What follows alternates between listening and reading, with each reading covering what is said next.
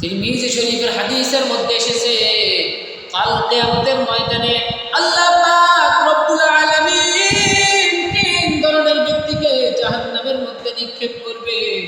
তার মধ্যে এক নম্বর হলো ওই ব্যক্তি যিনি দুনিয়াতে জীবিত থাকা অবস্থায় 5 ওয়াক্ত নামাজ আদায় করেছে। আল্লাহ তাআলা ফেরেশতাদেরকে আদেশ দিবে, ও আমার ফেরেশতারা, ওই সমস্ত বান্দাদেরকে ডাক দিয়ে নিয়ে আসো যারা দুনিয়াতে জীবিত থাকা অবস্থায় 5 ওয়াক্ত নামাজ আদায় করেছে। আল্লাহ তাআলার আদেশ পাওয়া মাত্র ওই ফেরেশতারা ওই সমস্ত বান্দাদেরকে ডাক দিয়ে নিয়ে আসবে।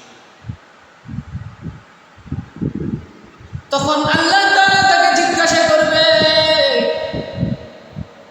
আমি আল্লাহ পাক রব্বুল আলামিন তোমাকে দুনিয়াতে নাজ নিয়ামত দান করেছি, আমি আল্লাহ পাক রব্বুল আলামিন আমার জমিনে তোমাকে থাকার ব্যবস্থা করে দিয়েছি, আমি আল্লাহ পাক রব্বুল আলামিন তোমাকে যে রিজিক দিয়েছি ওই রিজিক ভক্ষণ করেছো, তুমি তার কি শুকরিয়া আদায় করেছো?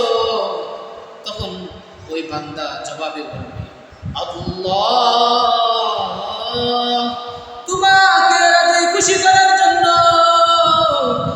তোমাকে পাওয়ার জন্য আমি 5 ওয়াক্ত নামাজ আদায় করেছি। আল্লাহ বলবে, না রে বান্দা, না, তুমি আমার জন্য করো না, বরং তুমি মানুষকে দেখানোর জন্য করেছো, যাতে মানুষ তোমাকে নামাজি বলে তুমি এই জন্য করেছো। তখন আল্লাহ পাক রব্বুল আলামিন ফেরেশতাদেরকে আদেশ দিবে, ও আমার ফেরেশতারা, তাকে জাহান্নামের মধ্যে নিক্ষেপ করো। আল্লাহ পাক রব্বুল আলামিনের আদেশ পাওয়া মাত্র ফেরেশতারা তাকে জাহান্নামের মধ্যে নিক্ষেপ করবে। দ্বিতীয় হলো ওই ব্যক্তি যিনি কুরআন কারীম মুখস্থ করেছে, শিক্ষা গ্রহণ করেছে এবং অন্যকে শিক্ষা দিয়েছে। আল্লাহ পাক রব্বুল আলামিন ফেরেশতাদেরকে আদেশ দিবে, যারা দুনিয়াতে কুরআন শিক্ষা করেছে অন্যকে শিক্ষা দিয়েছে, ওই সমস্ত বান্দাদেরকে ডাক দিয়ে নিয়ে আসো। ফেরেশতারা আদেশ পাওয়া মাত্রই ওই সমস্ত বান্দাদেরকে ডাক দিয়ে নিয়ে আসবে। আসার পর আল্লাহ তাআলা জিজ্ঞাসা করবে, ও বান্দা, আমি তোমাকে দুনিয়াতে নাজ নিয়ামত দান করেছি, তুমি আমার দেওয়া রিজিক থেকে ভক্ষণ করেছো, তুমি তার কি শুকরিয়া আদায় করেছো? তখন ওই বান্দা জবাবে বলবে, আল্লাহ আমি কুরআন কারীম মুখস্থ করেছি, আমি তোমার কালাম মুখস্থ করেছি এবং অন্যকে শিক্ষা দিয়েছি। আল্লাহ বলবেন, আরে বান্দা, না, তুমি আমার জন্য করো নাই, বরং তুমি মানুষকে দেখানোর জন্য করেছো। আল্লাহ তাআলা সঙ্গে সঙ্গে ফেরেশতাদেরকে আদেশ দিবে। ফেরেশতারা আদেশ পাওয়া মাত্র তাকেও জাহান্নামের মধ্যে নিক্ষেপ করবে।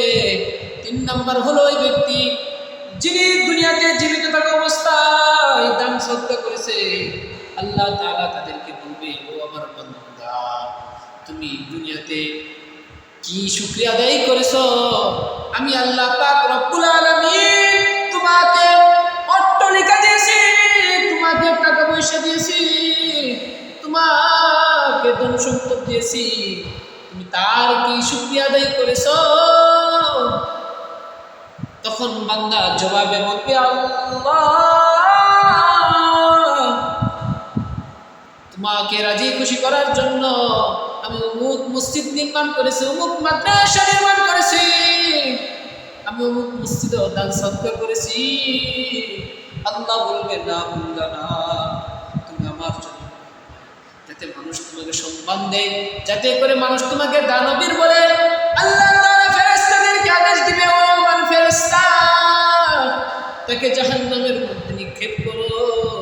ফেরেশতার আদেশ মাত্র তাকে জাহান্নামের মধ্যে নিক্ষেপ করে। চিন্তা করে দেখেন ওই দিন কি ভয়ঙ্কর হইবে আপনার আমার।